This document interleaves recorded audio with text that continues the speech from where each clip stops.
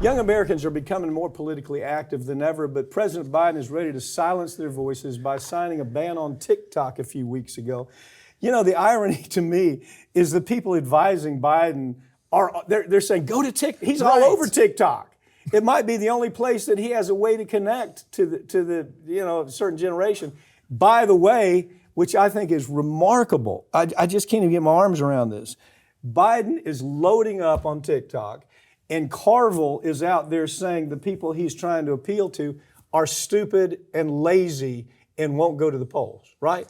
Those two stories don't see, but that's what Carville did. He said, you know, the young people in this country are so freaking stupid. They're so lazy that the destruction of Earth is going to be on their shoulders. At the same time, Biden is loading up on TikTok with these people that he says are stupid and lazy, right? Well, yeah, and not just putting their own content out there. They have had White House meetings with these TikTok influencers. Right. You know, we understand how valuable it is, how vital it is. Also, my name is on the legislation that's going to kill it. And look, even my, children who are, in their very early teens have come home and said, I'm so mad that Biden did this. So they know. And they know that, hey, he's the guy who signed it. And yes, that is going to be held against him. But the most important thing, as we've talked about multiple times, it's all based on BS. There are no known security threats from TikTok, according to the Homeland Security. Yeah. NSA. But what we do have is a generation that has become insanely politically active through TikTok. All kinds of new influencers on both the left and the right. They're out there putting news and information out for people every day, and that could come to an end. Part of the backstory is Biden knows that Trump is going to double, triple down on TikTok. Yeah. I mean, that's what he's afraid of. And the point being, these kids don't have any other source. They're not watching television, media pablum. You think they're going to tune into MSNBC or Fox News? Hell no. They're not watching the nightly news. These are kids, some of them, have not even had the benefit of going through a civics class, because the big cuts in education are, we just want to teach kids how to read and write. We don't care about anything else. Yeah. So they didn't even have the benefit of that, which is disturbing to me in and of itself. So kids have to figure this out themselves. And the way they're doing it, apparently, is on TikTok. And the very age group that's doing it is, there's so many ironies here.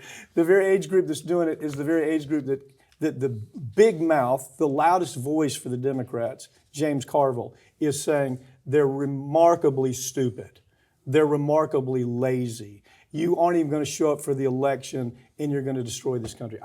There's so many ironies mixed up in there, I can't even begin to talk about. Well, what gets me about this story, too, is that a lot of people will say, okay, well, if you're not on TikTok, you can go to Instagram, you can go to Facebook. And actually, a very important thing is that Meta recently, just a couple months ago, they instituted a new policy where they no longer recommend social or political issues on their platforms. We saw our engagement personally at Ring of Fire. It dropped by about 95% overnight because they changed this policy. Instagram, think about it. Yeah. Your stories will do 120,000 likes or visits or whatever. You put it through Instagram, if you get 25, it's 25,000, 25 visits, because they've throttled you back so much. Yeah. They don't want you talking about your politics. It's almost useless. I almost say we just get off of Instagram totally, because they're going to throttle back anything we do if it has anything political. And, I guess just let the American public remain, let this age group that Carville said is so stupid, let them remain stupid, I guess, because I don't know where they're going to get their information. I don't either. Ring of Fire founder and host of America's Lawyer, Mike Papantonio, has a new book, came out this week, called Suspicious Activity.